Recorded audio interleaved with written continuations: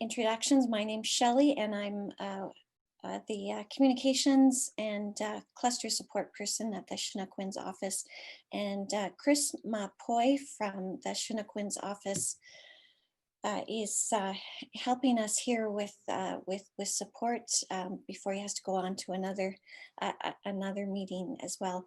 And then our two panel people today are people that I always learn from anytime I have a conversation or email conversation with them, it seems, is Mauricio Araujo, who's our executive assistant to the executive minister for Chinook Winds and Pacific Mountain region.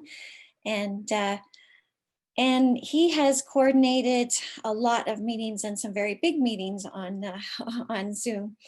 And then Allan Buckingham is a communications and technology consultant. He's helped us, the United Church, with a lot of meetings and to go online and to do those in effective ways. And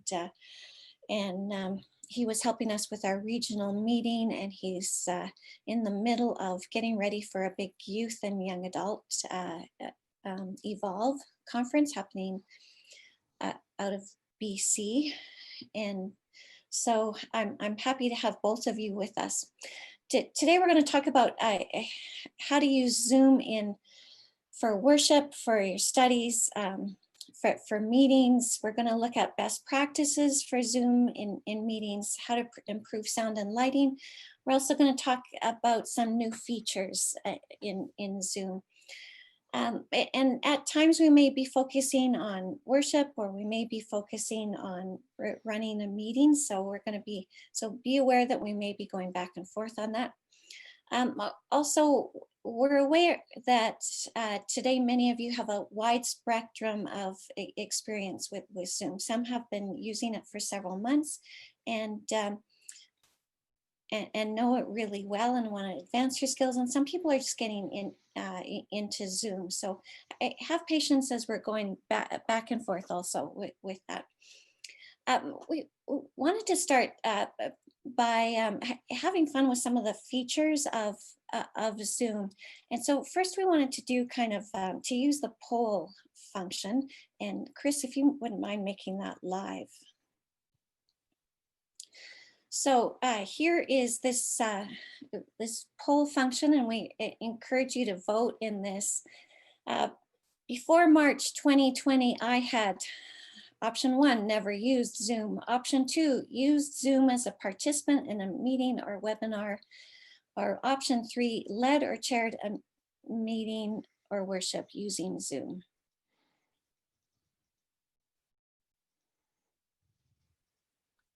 And good on you for all voting.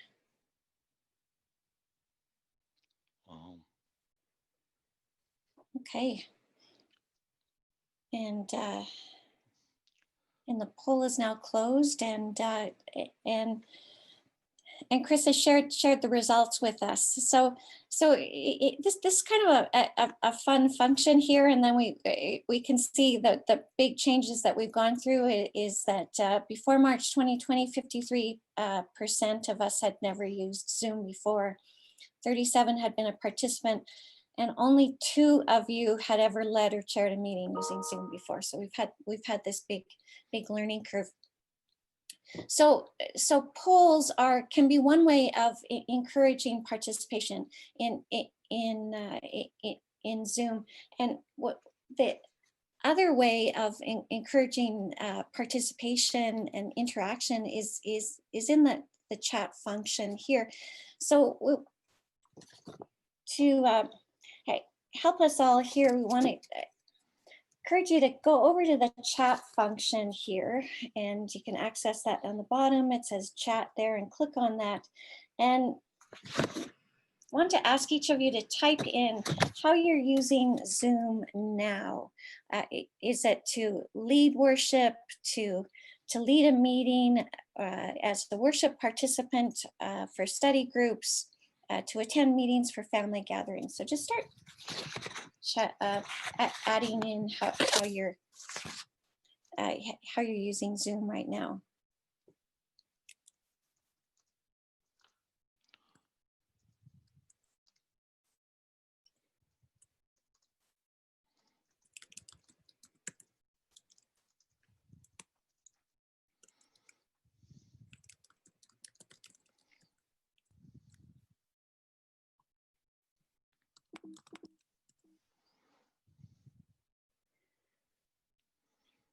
Shelley, it's not letting me into the chat function.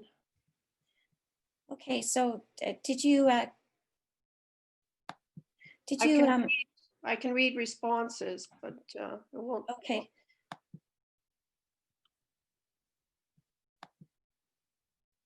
Okay, so click on down at the bottom of your screen that it says chat, and so click on that.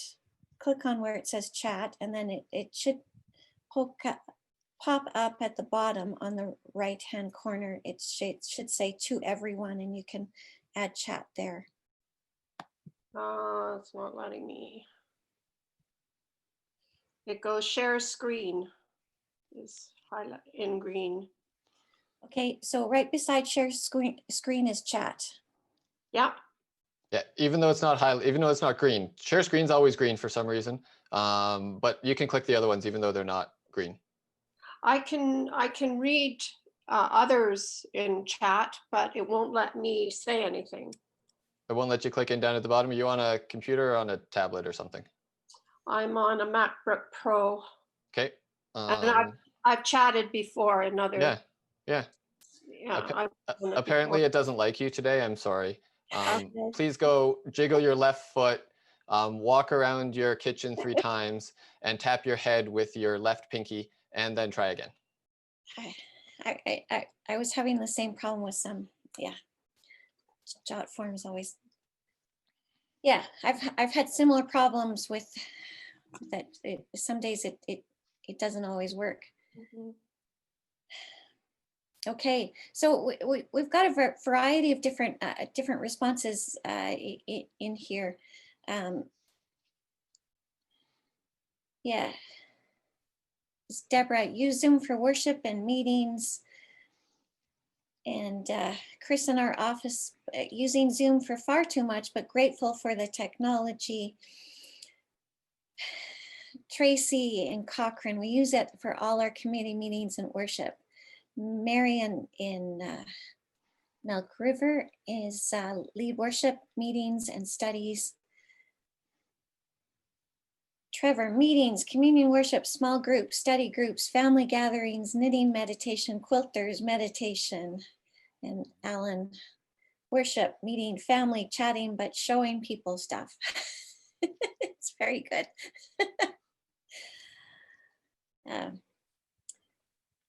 Yeah, and Mauricio is using it pretty much every day.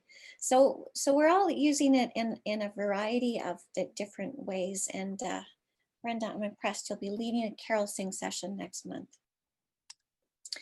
And I'm in now, so. Oh, good. Persistence, it pays off. Rod at South Alberta Japanese, I've been battling Zoom and participating in observing church services. Yes, sometimes it seems like we're battling technology. Okay, I love it. And there.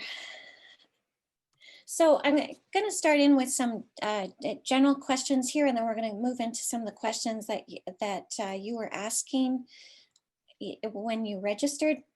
So, so I'm going to direct this question to Allan. Some churches have been using Zoom for worship and enjoying it, and some churches have been we're using Zoom for worship and then have opted to go other routes for doing live streaming or pre-recording or combination. So Allan, could you tell us why Zoom is a good platform for worship for congregations? And yeah, so if you could begin with that. Yeah, sure. Thanks, Shelley. Yeah, I think it's an interesting one. I've heard people talk about how you can do Zoom church or you can live stream, and that they're different things. But when you're doing church through Zoom, you're live streaming. It's just one methodology of doing that. You're doing it on a meeting platform rather than on a kind of more presentation one-way platform. But it's still, you're still live streaming your worship. And to me, especially for smaller congregations, it's a great way to get that interactive part of worship still in there, right? If you're streaming to YouTube, people can text chat, and that is a thing for sure. But it's harder to get somebody else to read the scripture without a pre-record or something else. Whereas when you're doing it right in Zoom, which is what we do here in Banff, and we're a smaller congregation, but we have, because I'm a techie, geeky person, like we have a 3-camera setup, and I'm switching back and forth and putting slides and overlaying and all kinds of crazy tech stuff that you don't have to do. But I am all into Zoom. And then when it comes for somebody to read the scripture, we just let them talk, and then it goes to them. And then when if somebody needs to do a prayer, then they can come in, or if they want to participate. And then we stay together for a coffee time after church. And it's just all part of that same place. And so it's to me, totally reasonable place to do your worship. Now, there are limitations. If you're just paying for, the basic, they have a basic account. If you're just paying for a pro account, you get 100 people in your meeting, and it costs more if you want to do more than 100. And then it can become more unwieldy if you're a larger group. But I would say if you're less than 50 people, doing your worship right into Zoom is a great way to do it. And there's a few different things you can do to bring in your different cameras, or use your webcam differently, which is more what you would do if you were live streaming to YouTube as well. But you just pull it into Zoom rather than going elsewhere. Okay. So would there be some reasons, or what are might be some limitations with Zoom in terms of doing online worship? Or to me, your biggest limitations, if you're doing it live, is how many people you can get in and how many people you're reaching. And it does make it pure live. You'd have to record it and then upload it to YouTube if you want people to see it later. So it does really enforce the real time thing more than some of the other platforms that automatically record it and leave it there. It takes an extra step there. But otherwise, to me, it's not necessarily as pretty, right? Zoom isn't the most pretty for streaming. If you're using, depending on how you're doing your live stream, if you're putting multiple people on the screen at a time and all those kinds of things, that, it can be prettier. But otherwise, there's not a huge downside from my point of view to using Zoom as opposed to anything else, other than some of the things we'll talk about later, where you need to be a little more conscious of audio and some of these things getting in. But you can deal with all that stuff as far as I'm concerned. okay, so yeah, okay, so that's really helpful, Allan. I appreciate that. Mauricio, do you want to add something here? Yeah, I would like to add something, because I sometimes think that people sometimes think that Zoom is an all or nothing platform. Or you're going to do live streaming, or you're going to do Zooming. And sometimes that Zooming means doing the live worship, having all your congregation all at once in the Zoom platform itself. And I think people really need to sometimes think that there's different ways that you can do that. One way that you could do that, for instance, is to maybe have the Zoom only have the people that actually will provide the worship experience in the Zoom platform itself. So maybe you have the minister, you have the people that will do the reading, someone else. So it's a small group. You're not really opening that to the entire congregation. And then from that Zoom experience that you're creating with your group, you actually stream that out from Zoom. And I do have a document that we can share later as to how you can actually do that. And it's very straightforward. So you have your small group that provides that experience, and then you actually stream that out to another platform like YouTube or Facebook. So it's kind of a mixed experience. The other thing that I also would think too is, if you are a minister that, for instance, prefers to record their worship beforehand, because there are certain advantages of doing that, and maybe sometimes you're a one person team, so you don't really have time or the ability to be doing the worship and taking care of the Zoom and doing all that at the same time. So what I also would say, why not record that worship experience, have that sort of prepackaged, and then actually have your Zoom session.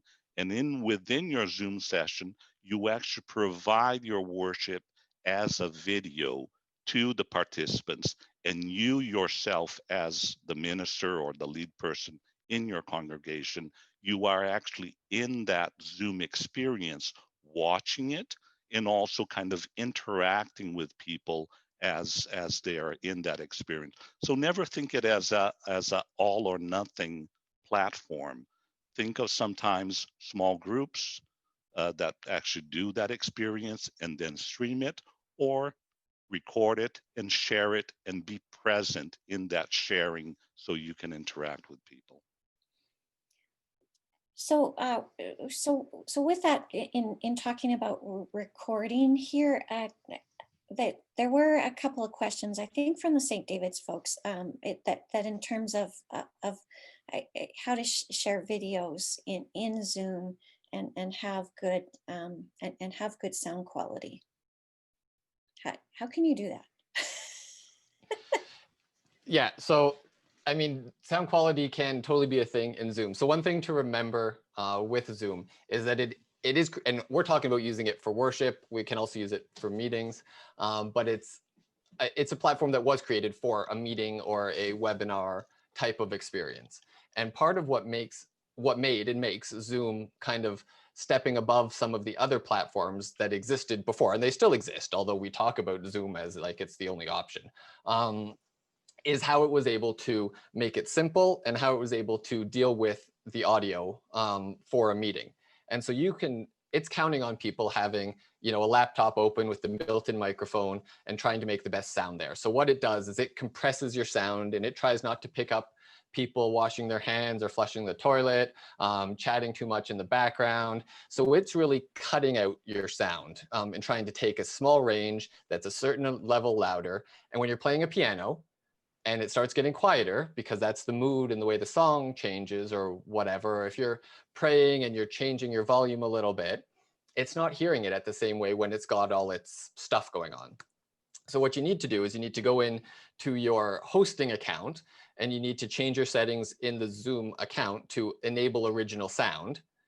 And then in the meeting, you need to make sure that original sound is an option. And then the person who is where the sound is coming from. So if you're the one hosting and the audio is coming into your computer, then you need to turn on original sound during the meeting for whatever input you're using, whatever microphone, or the person, if it's a different person. So when we do it, sometimes our accompanist does it from their home. And so we have our meeting that's hosting has original sound as an option. And then the person at home needs to turn on the original sound for them. If we're doing it at the church, then I need to turn it on at the church in order to have original sound enabled. And that tells Zoom, stop messing with the audio. We're taking care of it. Don't try and make it better. Don't do any of your magic. Just let us do it. And that is a huge, huge, huge difference in how the audio sounds. It makes a really big difference. Okay, so just that one setting will change a heck of a lot of things. Totally, because you're and there's different options now. They've given, you can still have originally sound and have a slight compression or no compression.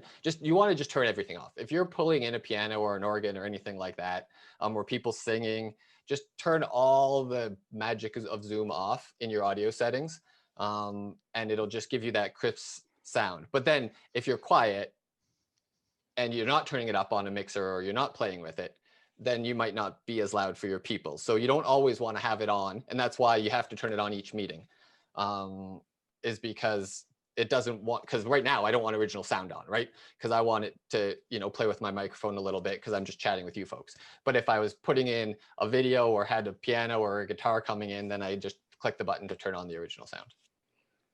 Okay. But you have to enable it first for each meeting or for your meetings options in your Zoom account settings, because it's not a default on, kind of like screen sharing isn't default. Everybody can just do it all the time. You need to go in and make sure you give that option to people. Okay. Okay, so that's a helpful feature. Church sound systems have those kinds of systems too. And one of the things that I dealt with as a a woman minister is that some sound systems would just get rid of my female voice. so I learned how to work with it with the sound systems. So Colleen from Central is also bringing up, besides audio, we also have picture quality with videos on Zoom. Any way to fix that? So if you're so you're talking about playing a video into your Zoom meeting, I'm assuming. I see you're nodding. Excellent. So yeah, there's a few different factors in there. When you're screen sharing your video, I'm guessing. So if you're screen sharing a video, you want to make sure that you have it. There's a setting now that says I'm sharing a video, and you want to make sure that you're clicking that one as you're sharing it. Your original quality of your video is going to be a thing. How your computer is able to deal with the video and the size of the video that it's playing on your computer, and then how much other things are going on your computer, and then how fast your internet is, all become more factors when you're sharing a video through Zoom, because it's got to do all the different things. So if you've got a kind of internet typing only cheapy laptop that you're trying to play the video on, and you've got the Zoom call with 50 people and you've got it on grid view so you can see them all, your computer's trying to show all those different videos. Over here, it's got your video that it's trying to play here. If it's a high quality video, it takes more of its processor to do that. If it's a lower quality video, then it doesn't look as good in the first place. So there's a fun balance to play with. Yeah, that's, if you're clicking the button to do it, your computer's doing the best job it can. Mauricio, mentioned the other day is the HD setting in your video, right, Mauricio? Yeah, so this would basically only affect the image that people are receiving from your webcam. So if you actually go into to the control bar, which is that bar on the bottom when you're hovering your mouse, the first button is the mute. The next one is the video button. There's a little arrow next to the video button. If you click on that, a little dialog box comes up and says video settings. When you bring up the video settings, make sure that my video has enable HD selected. There's an option there. And I noticed that I got this laptop, for instance, a while back. And for some reason I was noticing I don't look very crisp for my image. Maybe the quality of my webcam is not the best. And then I actually went into my video settings, enabled the HD video, and it was actually very noticeable how much my image improved in terms of video quality once that HD setting was selected. But unfortunately, that will not affect video that you're broadcasting. Adding to what Allan said, I definitely think that your bandwidth, in terms of how much bandwidth you have available, is a huge factor. Because if you're presenting a video, like even from YouTube, or certain things will try to adjust themselves in terms of quality to match that bandwidth that is available for you. So if you are doing a Zoom session plus broadcasting something out, I definitely would recommend, if you have a wired connection that you can attach to, that would be better than Wi-Fi, just to make sure that you're maximizing as much as you can your bandwidth. Okay, that's helpful, both of you, and it gets to something Allan was talking about, that Zoom isn't as pretty. When you're talking about Zoom isn't as pretty, were you also talking about sometimes image quality, Allan? It's made for a meeting, and it's made to be functional. It's not made to be pretty, right? So I find even a webinar, using the Zoom webinar feature, which is even, you pay a little extra for it, whatever, it's still not as pretty, as slick. They're optimizing to make sure that you see everybody. And if that means you have to look fuzzier, that's fine. They don't care. They're not forcing through quality over performance. They're really focusing on performance over quality as far as that spectrum goes. And they're trying to hit it as close to the optimal as they can. But if they're moving they're going more towards performance and keeping people connected and dropping quality. So I might look great to somebody, but I might look not so great to somebody else. Mauricio and I were doing this on one meeting where I was like, do I look okay to you? Can you read this text? Can you whatever? Because other people were saying they couldn't see it. He could see it just fine. And that's that bandwidth and Zoom trying to optimize for each individual thing. Okay, so one thing that I found after our last session on our last educational session last week. So when I was working with the recording, and all of the speakers were fuzzy, except for Richard Betts, who was using his Canon camera connected to his computer. So if we want to have people want to have sharper images, can you use your cell phone if you've got a newer cell phone or something connected as your camera? Yeah, I mean, and it is in some ways a nicer thing about Zoom is you can come in with multiple people in here without needing it to do a switcher and have formal software that does it. So, I could come in with my cell phone here that could have a better quality. I mean, I've got an HD webcam, so I'm not too worried about it, but I could do that and have that image here or have that image if I wanted to show, if I was drawing and wanted to show that above and just, spotlight the one video that you want everybody to see, even though you're talking and not, so you can't have it on the speaker view because I'm talking and I want you to see from a different camera, but you can, spotlight that one when folks are doing it. Okay.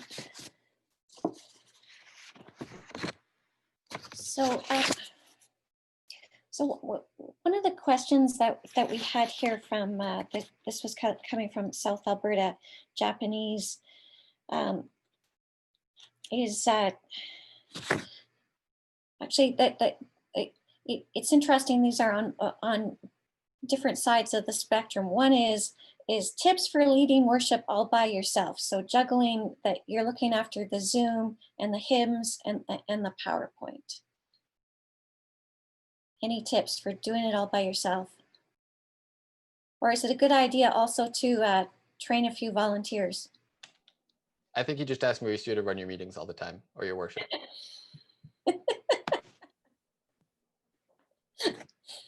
No? He doesn't seem into that. I feel like I've talked a lot. Do you want to take this one, Mauricio, or do you want me to? You're getting thumbs up. See, everybody wants you running their meetings, my friend. Sorry, I was typing actually to another question in the chat, and I missed part of that question. The question was tips for doing it all yourself, or do you need somebody else? And that's why I said they should just get you. Yeah, and like I said, I think part of it is always remembering that you can kind of prepare certain things in advance and always having that in mind as well. And even in terms of slides, sometimes it does make sense for you to share the slides for the music. But sometimes if you do record certain portions of that service, be it with some information, something that you can quickly play and just let it be sort of thing, so you're not sort of having to interact with that. I find that a lot better as well.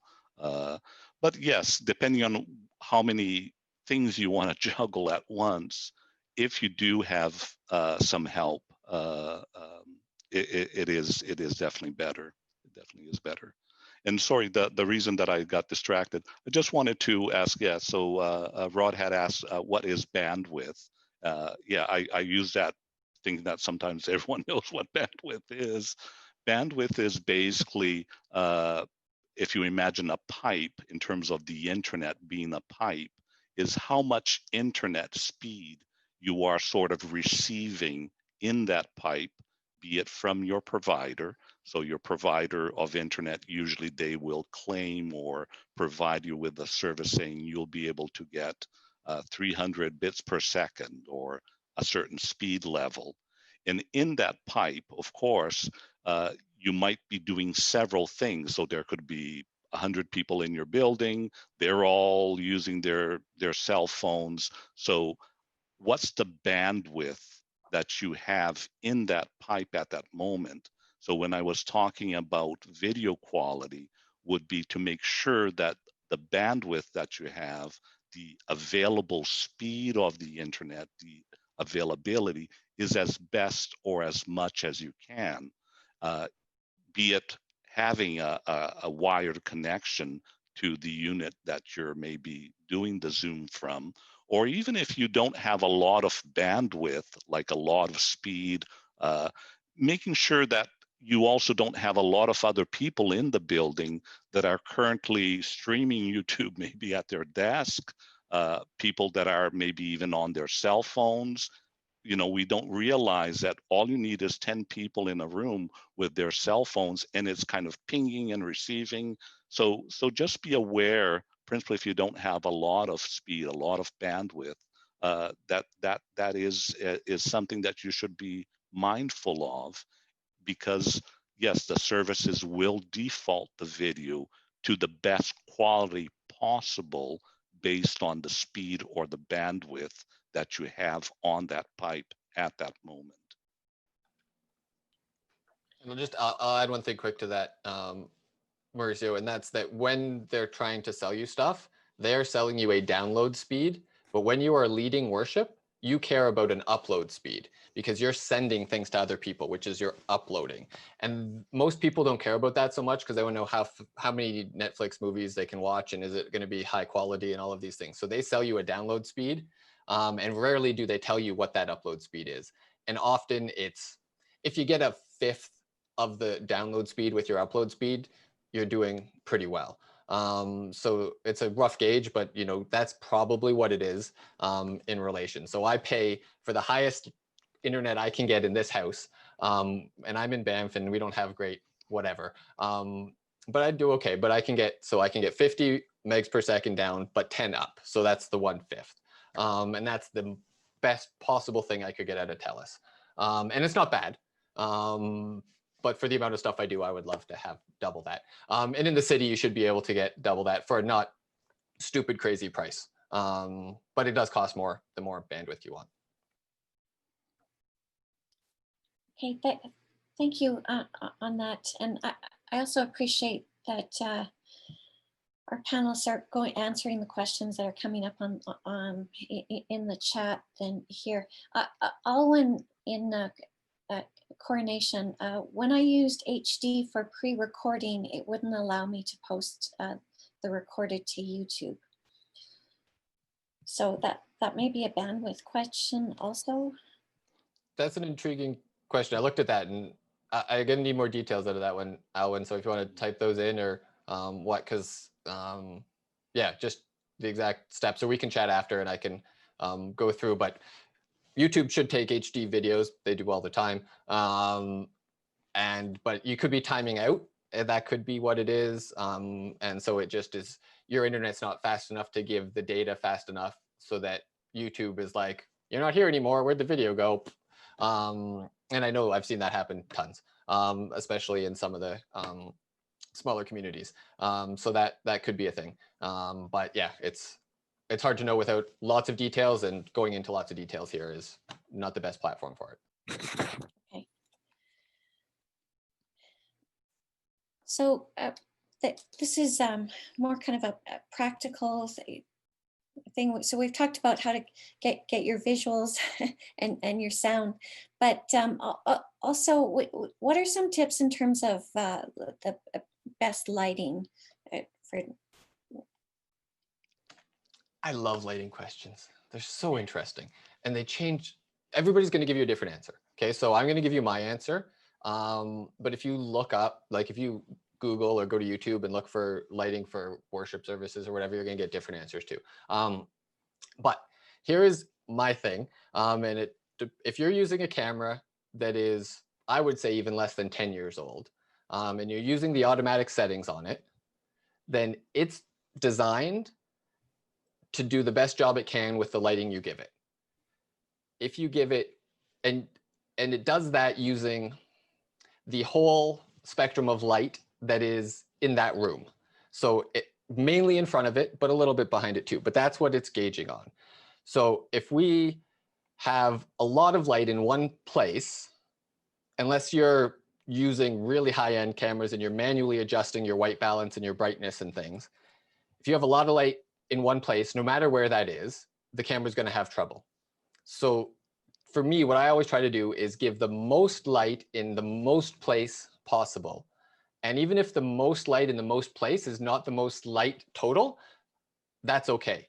So I could have a whole lot more light if I open this blind. You can see in the corner that it's kind of white, like it's almost pure white right there, right? That's where the blind, I didn't pull it all the way to the corner. And it's super white and bright. And if I open that, I would actually get darker. So there would be more light coming into my room, but my camera is going to adjust to balance it.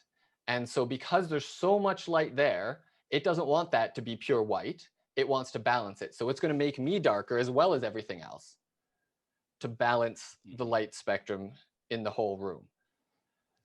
And so the same thing goes if you have one light and I shined it right on my face, then it's still trying to balance for what's going around the rest of me.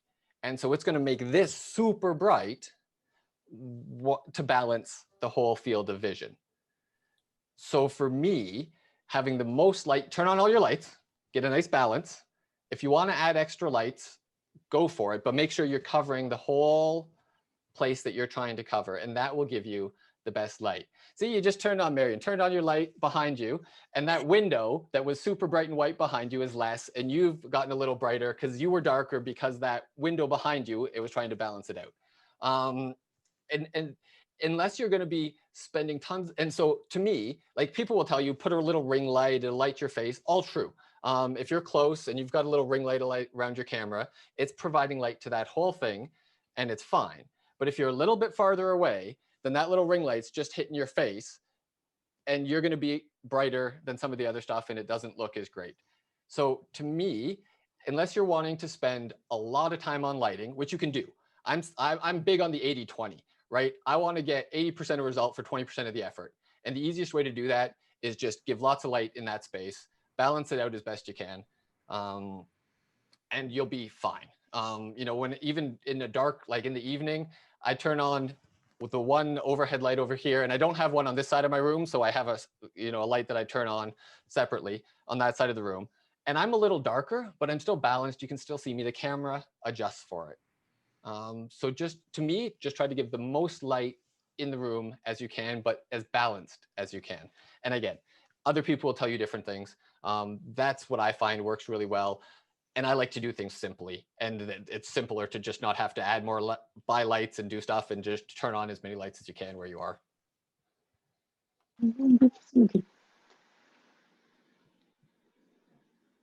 Okay. Yeah.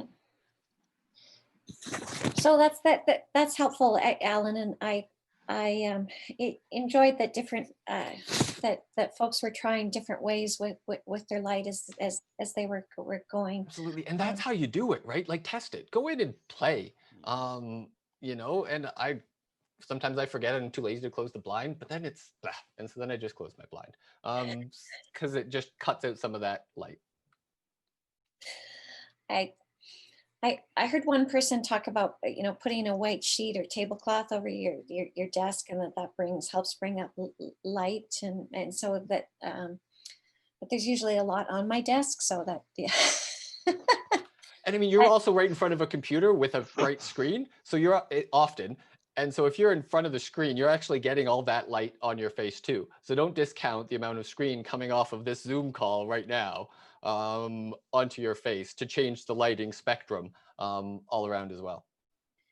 Yeah, I also have a large screen that I use for my work that's just above here, and during the day it seems to add a bit more light if I've got it on a lot of white, which I do have it on a lot of white right now. Yeah. So different ways. Thank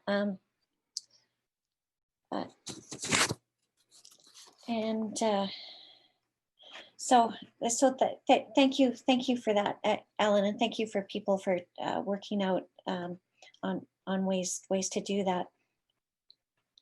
One of the questions that we get, we got last week, and we do get is how to encourage seniors to go online, and how to make this simpler for seniors.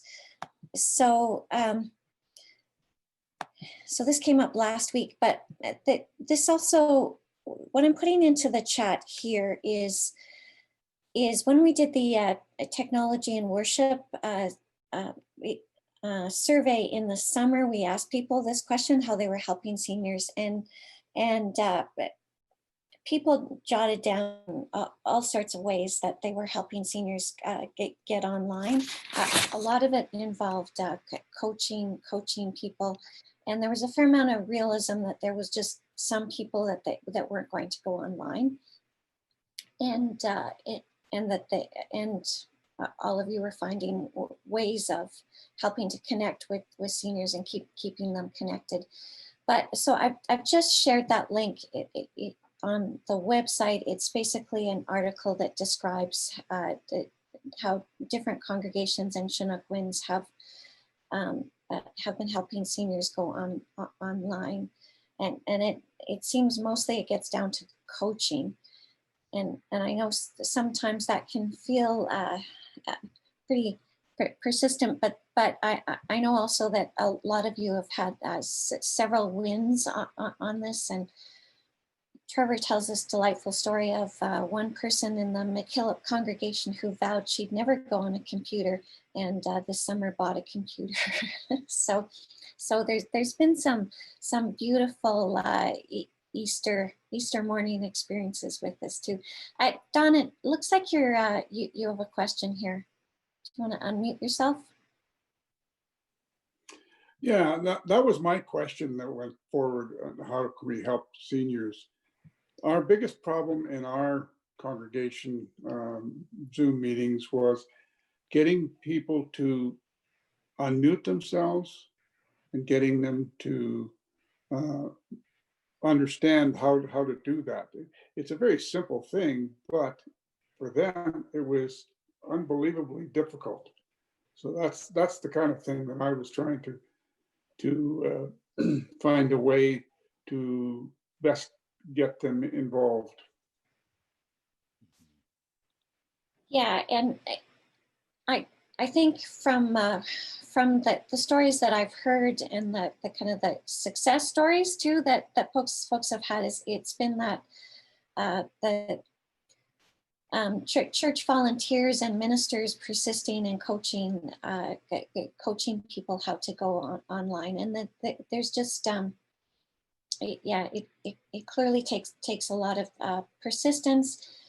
And realistically, we're also dealing with some of our seniors who are also dealing with some cognition issues, and it's just difficult enough coping with life in general to learn a new skill. So you folks have also been finding other ways to be reaching them. But thank you for persisting. Yeah, and as Brenda St. David's to everyone, patience to the max is essential. Hey, Mauricio. Oh, Don. One other thing I wanted to, you mentioned that you had a document that you'd done before and you put it on a website. Which website would that be? Yeah, I dropped it into the chat, and it's called it's on the Chinook Winds website, and it's called Encouraging Seniors to Go Online. But I'll also put that link. I'll also send that link out to you, and I'll have it in the Chinook Winds newsletter. Thank you. Hey, Mauricio? Yeah, I also would always encourage people to have training sessions. I think it's when people need to do something and it is worship day and they're trying to figure this out, they're trying to get into worship. It can even be overwhelming to me if I have a meeting that is going on and I'm being pulled in different directions or whatnot. So I highly would recommend, because I even remember when COVID first hit, one of the things that we did at the region both PMR and Chinook Winds was to have these sessions, training sessions for Zoom. I actually used to do 3 to 4 a week sort of thing for the different regions. So I would definitely encourage a congregation to have a day that it's not worship. It really is just a matter of let's come together and become comfortable in Zoom and make it a fun event. Make it something where people feel comfortable making mistakes, feel comfortable trying out the chat, and someone asking, "I can't type into my chat," and that is part of the process, and bringing in that comfort to people. Definitely on the day of worship, that becomes a stressor, no matter how you slice it, trying to carry on with worship and help people as well. Yeah, every tool, whether it's a drill or something, we need a bit of training and practice in it. And Rod, did you have a question, or at some point I thought I saw your hand up, but okay. Okay. Yeah. So one question that also came from South Alberta Japanese, so I found this delightful. It was also Eva was, how do you do it on our own? And also, can doing Zoom worship be easier having a team of people involved?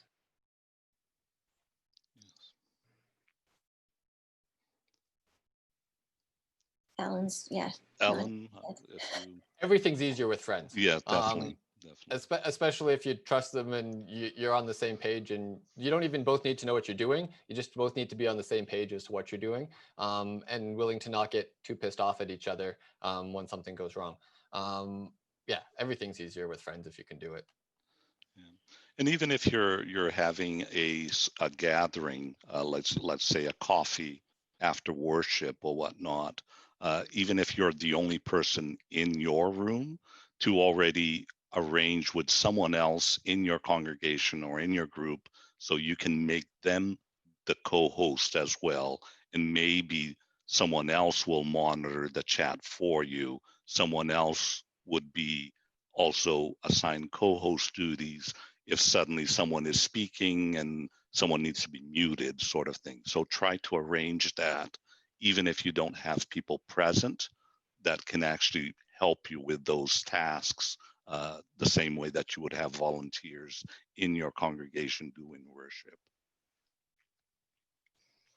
Yeah, it certainly does. It is helpful having other people involved, because even today I was going to go on and put the poll into the polling part, but when we went on, the polling wasn't available for the co-hosting setting that I had, and so because Chris was on, he was able to respond to that. I could send him a message, and so this being able to work in a team is really helpful. And I think Choshu, you have a good team of folks, actually, about 5 people involved in helping. Yeah. Sorry, I had to unmute myself. I won't say 5. We've upgraded. One of the things that I try to help when I can when I'm in troubleshoot. But what we found is we had to upgrade our mics from probably 20-year-old mics and add an audio interface between our soundboard and the computer, so that we get the best sound between both the church and the remote users. Okay, very good.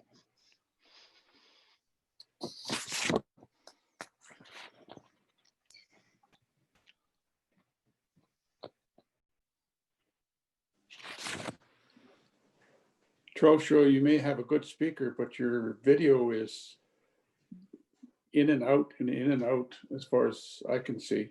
Well, I I'm can get sitting pictures of your chair. Yeah, I'm sitting at home. I have a background. I'm not sure why that's happening, whether it's a bandwidth issue or it's, as we talked about, or whatever, or maybe it's my camera. Zoom was doing that to Yeah. me today too. I often have a background behind me, but I went to do it and half my face was disappearing all the time. And I was like, blame Zoom. When in doubt, blame Zoom. When in doubt, blame Zoom. So yeah, I'm not sure why that is. Looks like Shelley's got a background there and it's working perfect. So not sure. Yeah. Yeah, I'm leaning in though, but if I leaned, oh no, it's keeping me in because other times it's will put me out and my hands can go okay. Yeah, okay, they're here. Okay, they're missing. Yeah. Deb from one of the churches, she's using a background too, and it's perfect. It doesn't cause any problems. But that is because I have a computer that has 8 cores and I'm a programmer, so I have a little bit more computational power at my disposal than most. Plus, I'm sitting in an office that is located right next to a node for a research and education network. So my bandwidth is through the roof as well. So lots of bandwidth, lots of Okay. computing power. Absolutely. So you're basically cheating. I would like to say I am making incredibly good use of resources. Okay. I think you are, Deb, and your sound is just amazing too.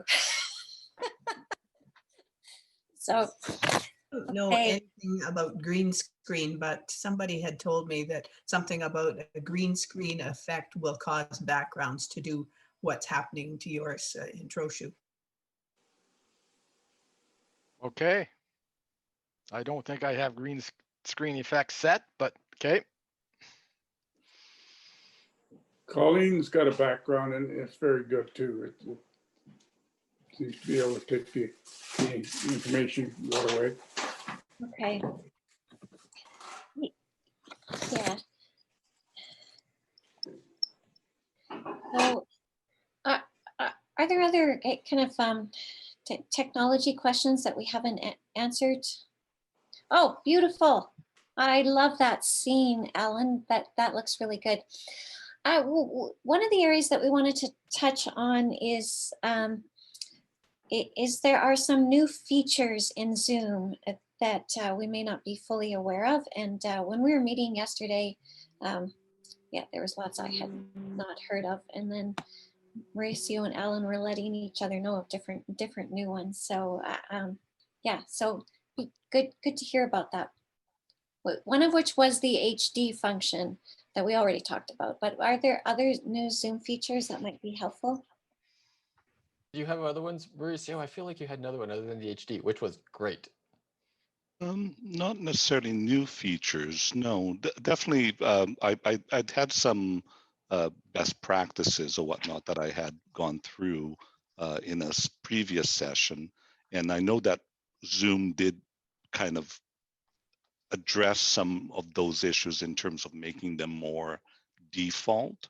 But at some point I could kind of ramble off the best practice. But in terms of new features, I don't have anything out of the box. No. Okay, I can remember. So there's a couple things I've noticed recently, and again, being a geeky one, I'm reading all the emails that Zoom sends out with here's the new things, and I'm going to their blog and doing, spending my time doing these things, so you don't have to, right?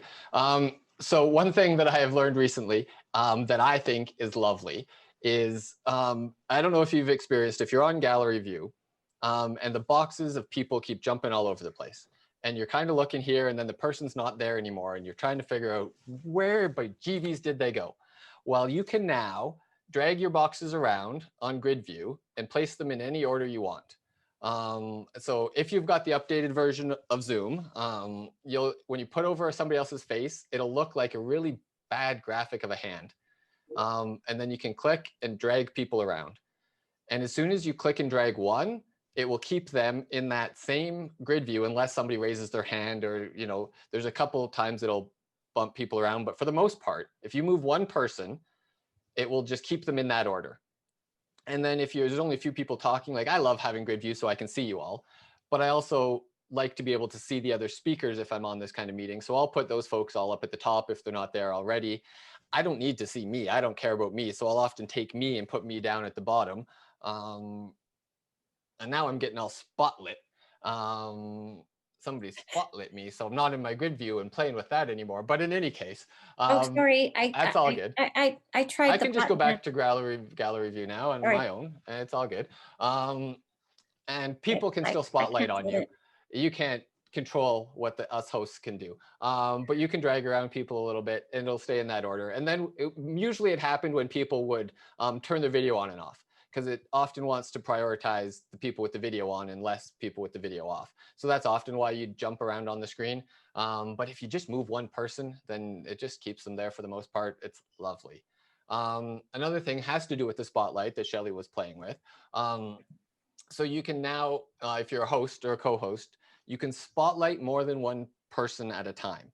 So it used to be, if you wanted, you'd have to spotlight one person and then they were there and somebody else would start talking, and the person you spotlit was still, on that speaker view full screen, which can be super useful. But you can also want it to switch to somebody else. So now you can spotlight more than one person.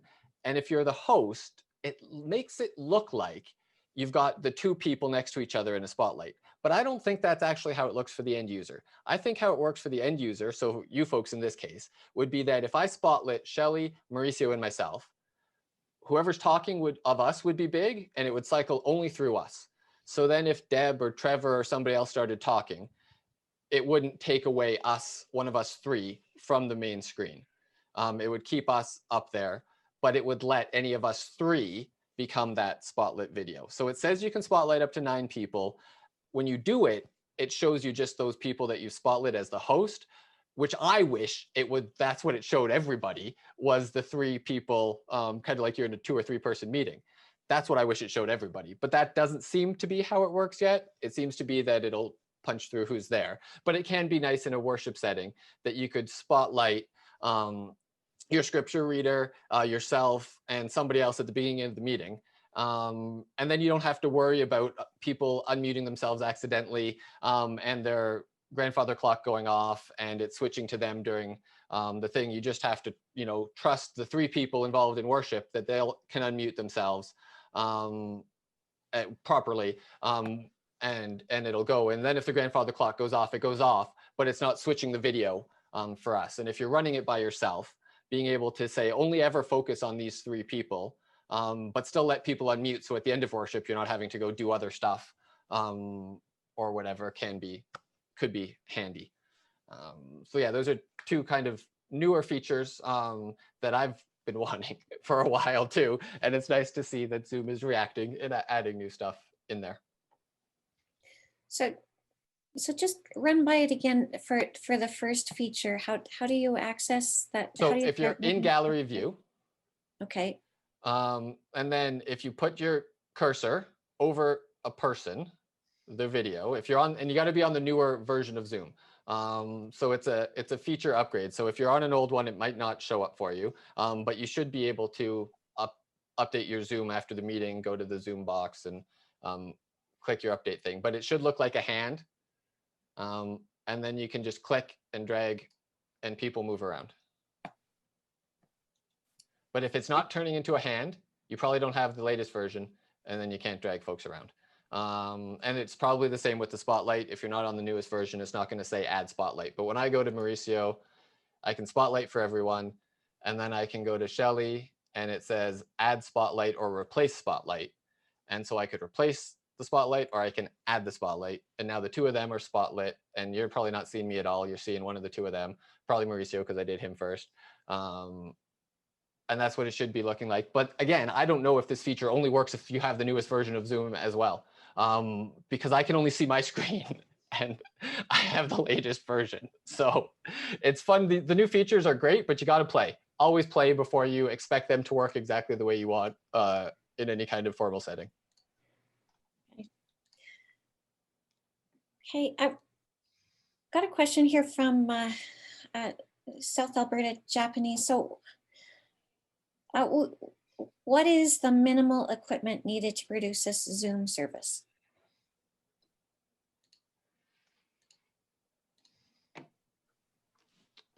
It depends on your level of service, I would say. Like, you could do one right now. Like, go ahead, lead worship. Like, and what kind of quality? Like, there's tons of factors. If you have a microphone and you have a camera and you have Zoom, you can lead a worship. I could say a prayer, I could throw it to Shelley. Shelley could read some scripture. Mauricio could sing a hymn, and I could do a prayer at the end, right? Like that totally works. We're just bouncing back and forth in here. If you want to Zoom like a more live stream from your church, you probably want an external camera. But that could even just be a webcam that you could put on a tripod and get in a right angle from where your computer is. You're going to want to plug your church sound system into your computer maybe, so you can use that wireless microphone and stand at the pulpit or get the pulpit in. So then it, adds some other things, but a medium quality computer will let you do a whole lot of things to get worship going in Zoom. But there's so many just different options to go through. It's really dependent on individual situations, unfortunately. That question also okay. depends on your audience as well. So people are able to call in to a Zoom meeting, whether that's worship, a board meeting, or another group meeting, and just get the audio only. But there's going to be less opportunity to participate. So if your congregation rather, if they don't have internet capability, they're still able to call in on the phone.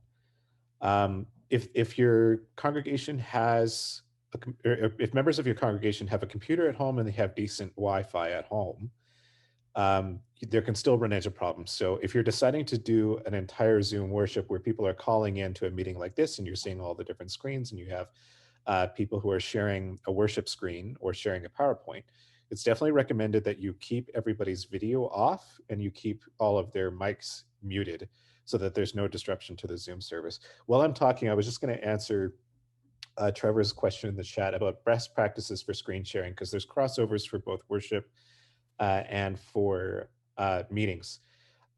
Generally speaking, and this is going back to sort of if you've been tuning into our regional communications about security, for worship, when you're sending out a meeting link, it's still suggested that you use the waiting room feature and you're not posting a Zoom link to your congregation's Facebook page. That you're either have a link on your congregation's website, or you're sending out to a very specific distribution list, just so you're securing the meeting link. From there, for worship, I would still recommend that you disable the screen sharing function, with the exception of those who are running worship, meaning that no one can enter the meeting and take control of the meeting by sharing their screen. And we have had congregations, both within our denomination and stories from outside of our denomination, where someone has hijacked a Zoom meeting by sharing inappropriate content through the share screen function.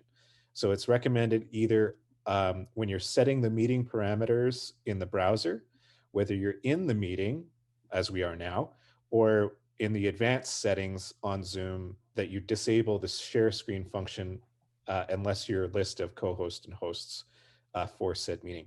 For board meetings or other governance meetings, it's less of an issue, usually because you're sending out the meeting link to a very specific group of people. So you can still have the added security functions of password and waiting room, but generally speaking, for governing body meetings, I find that there's less of a security risk with a share screen function. You can still have it disabled, and you can still have the meeting host designate a host capability as just sort of just a basic security rule for your congregation, but that's going to be up to your governing body to determine what your security needs are.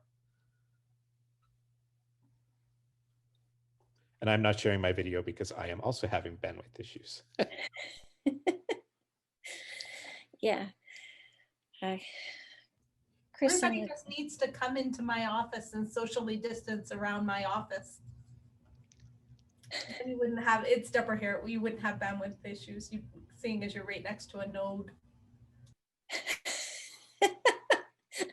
yes, that we could be around your office. That would be perfect.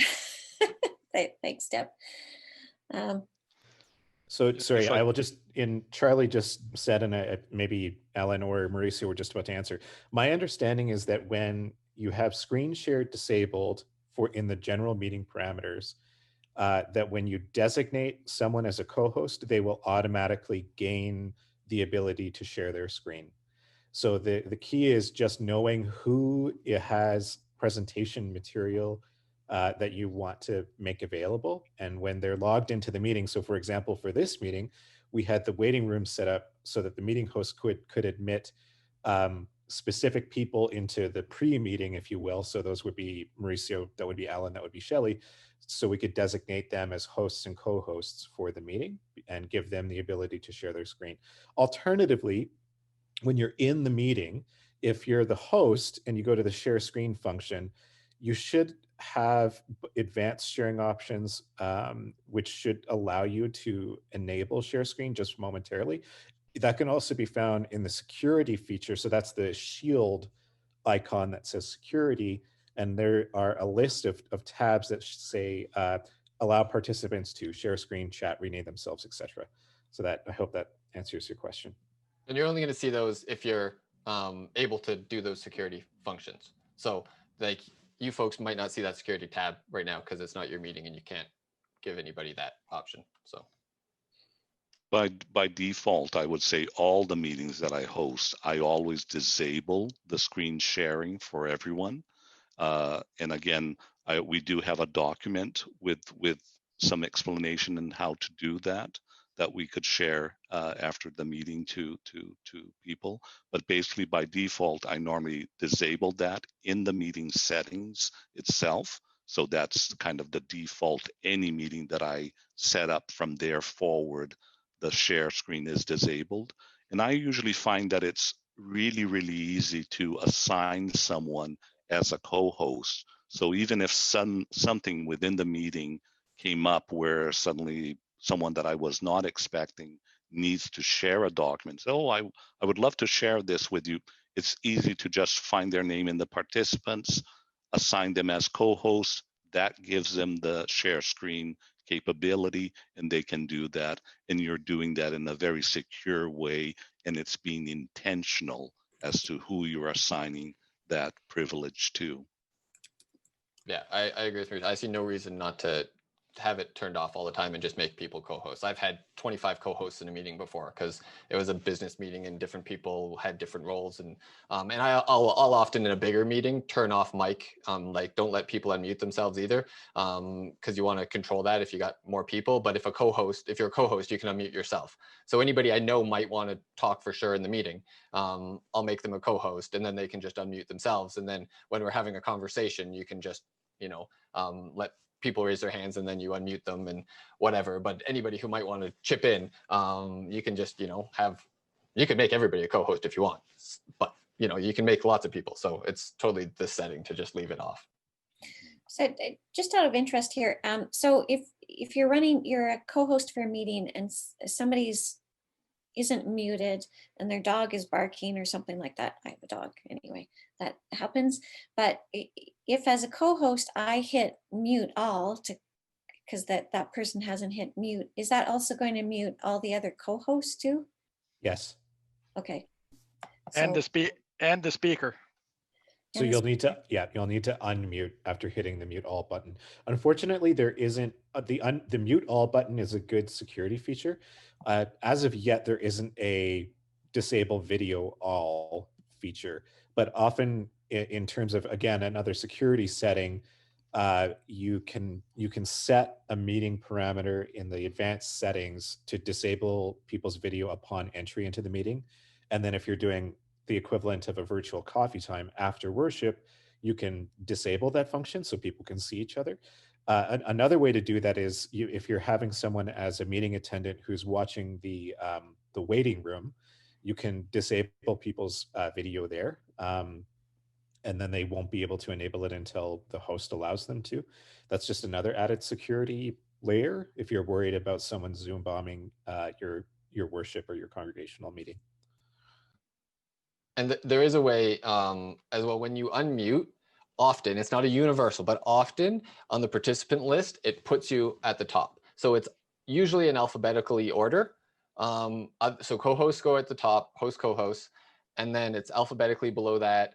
If you don't have your audio, then you get another alphabetical list below that. And if somebody unmutes themselves, they usually go to the top of that list. And so then you can see who it could be that is unmuted, that could be the problem. So if you got your participant list open, and you can see often that there's like, you can see movement in my mic in that participant list. And so if you see where that's coming from, especially, you can just click that mic and turn them off. Okay. Okay, that is helpful here. So earlier in the spring, Mauricio did a very helpful presentation on Zoom security practices, and then he's up. So that presentation is on the Chinook Winds YouTube channel, and I will send out that link. But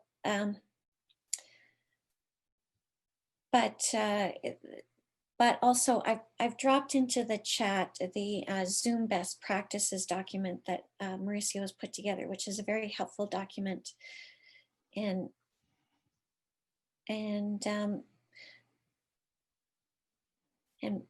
Marnie, you're at the top. Okay. Okay, yeah, so Mauricio, is there, Mauricio's document is very helpful. He's got pictures on that, so I'd encourage you to take a copy of that, but I'm going to email that also out to you. But Mauricio, is there anything in particular that might be helpful to go through from that?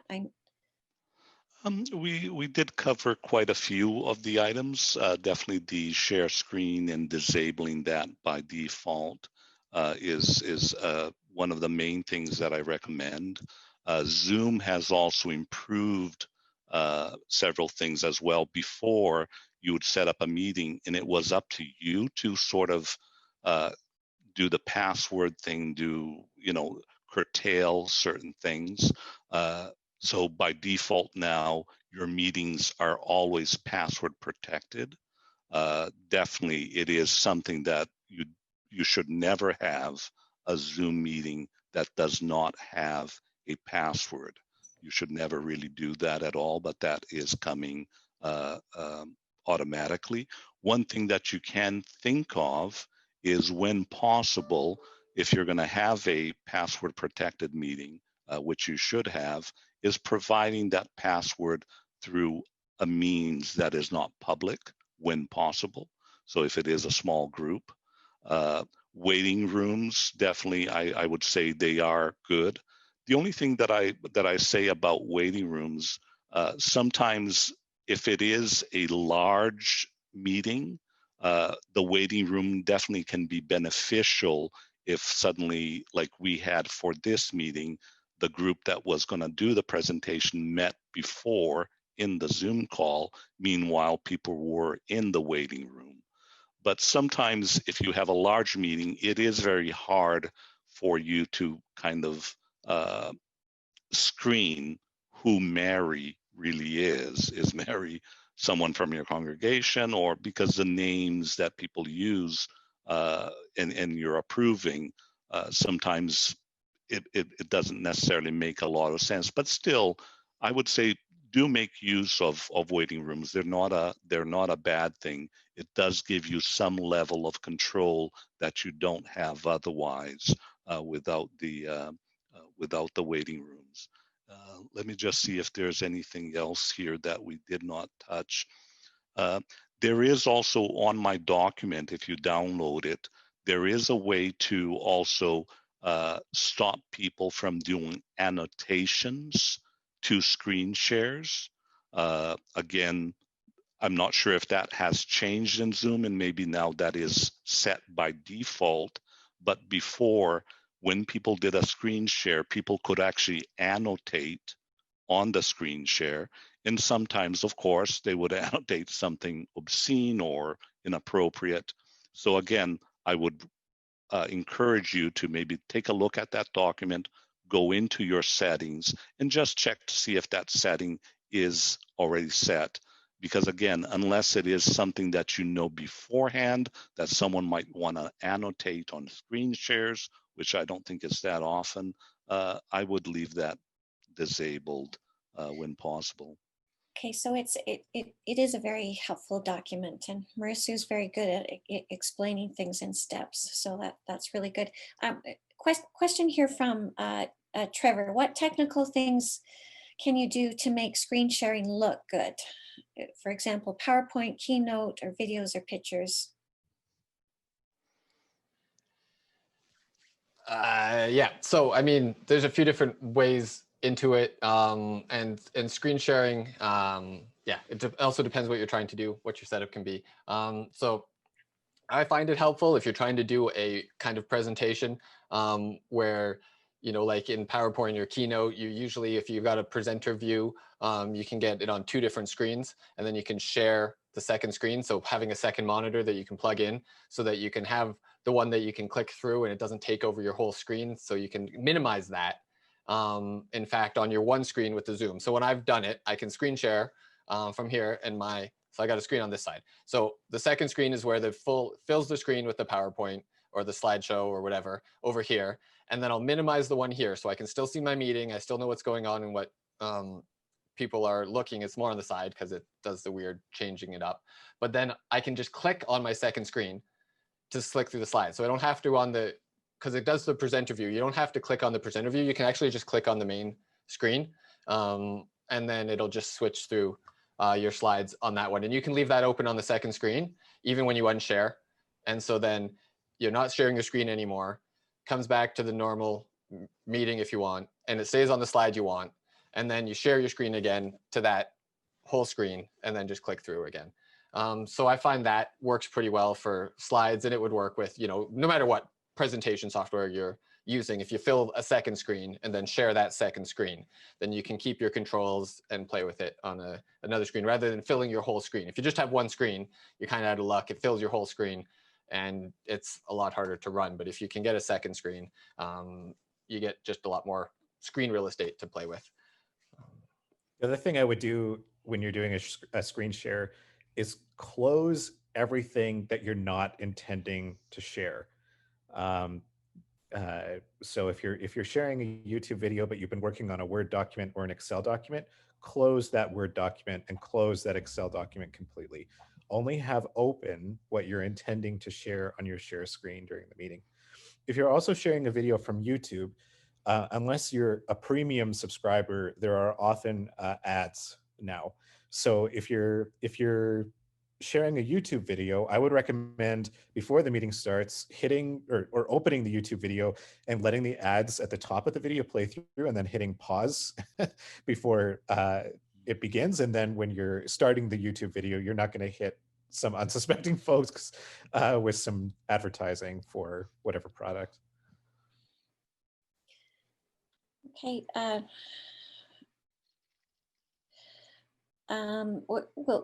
We will be wrapping up things. We just have one more question here from Allan. What way using Zoom is advantageous then, pre-recording and sharing when you are the only person doing everything?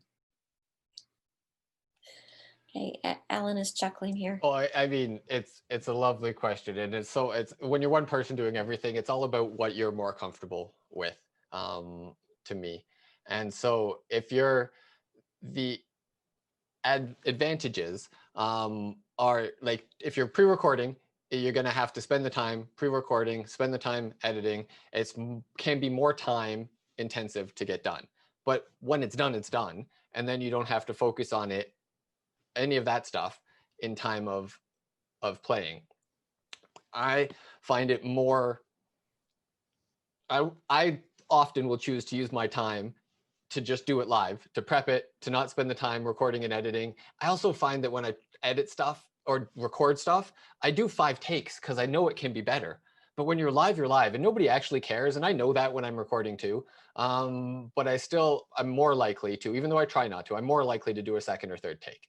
And so I find that I save my time doing it live. But it's about preference and capacity. And when you're one person, the look you can change a lot more when you're pre-recording. And if you're okay with doing one take, pre-record your one take, be done, doesn't matter what it looks like. And then you can either assemble it or play it into a Zoom meeting even as a video. because then you're not spending the time editing stuff together.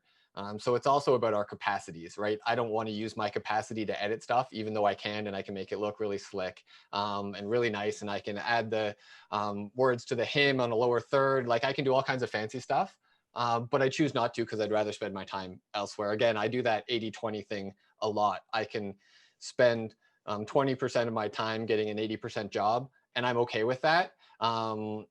Because that extra 80% of my time to fill up that 20% to get to the 100, it's not always worth it. Sometimes it is, but it's not always worth it. You just got to play that balance of what you can do and how you want to spend your time. And always remember that it doesn't have to be a all or nothing, right? That you can do some pre-recording and then show that pre-recording in Zoom, and you become free to actually manage the meeting itself, or even pre-record sections of your worship or whatnot. So you basically show part of your worship and then you come up live. And so it's part of it, of it's, you know, sometimes not the all or nothing pre-recording or not sort of thing.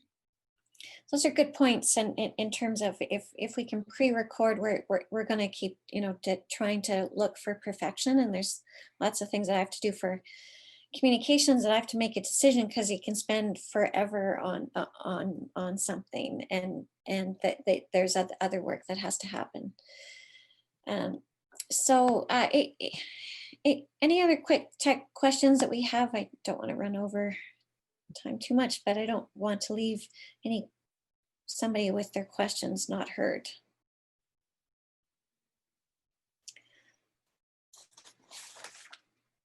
Okay, so before we go, I want to do a couple of things in terms of promoting some things coming up. And one is that we've been promising that we're going to offer a session on Anchor Person 101, and we're just working out a date to be able to offer that kind of mid to late month. But Trevor, if you can make sure that I'm pronouncing this person's name correctly, but we're going to have Terry Vogt, who is a CTV. Okay, I pronounced it right. So he's got 30 to 40 years experience in broadcast journalism, and he's won various awards, and he's part of the McKillop United Church congregation, and he's excited to be with us to work on Anchor Person 101. So and just, you know, basics of how do we talk to a camera, and how do we make it look like we're engaged with people. And so we've got that coming up. We'll have a date coming up. We've also had a request to start a Facebook group, so I'm going to be starting that, so we can be adding our questions, but also sharing some of the things that we're excited about that we've been working on. We're also working on a session on that have on copyright. We've had various questions about copyright. So I want to thank our presenters, for Allan and for Mauricio, for taking this time with us and offering different bits of so much information that's been really helpful. And also my colleague Chris, who himself has been managing and looking after so many Zoom meetings, and for piping up and adding your expertise to this. And I want to thank you all for being here today. I've really enjoyed seeing your faces and your names here, and also our communications on email here. And there's Alwyn, and and Ruth and Balzac. I've enjoyed seeing your smile in both of the sessions. So so thank you all for participating today. And just before we go, is there anything else? Okay, so I'm gonna also send out Mauricio's information. I'm going to send out a feedback form, and then a little later, I'm going to send out the video of today. Once we get that uploaded to YouTube.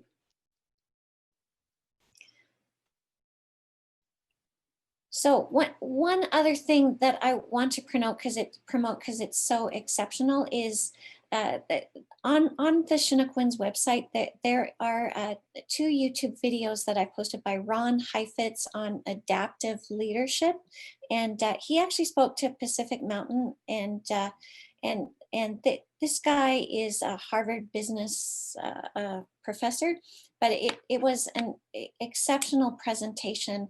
I actually listened to it on a Saturday as I was baking, but he's addressing specifically how to be an adaptive leader in religious communities, and he's Jewish himself, but he's got a good understanding of religious communities. So I'd suggest if you check that out. He's really gave some helpful suggestions because we're dealing with a lot of change right now, but kind of ways to be thinking about that change and offering leadership in our congregation. So I've put that on the website. I'm going to be sharing. I have been sharing that in the newsletter, but it's on the front page of the website down at the bottom. So thank you all, and look forward to seeing you again. Thanks everyone for coming. Thanks, Shelley, for the invite.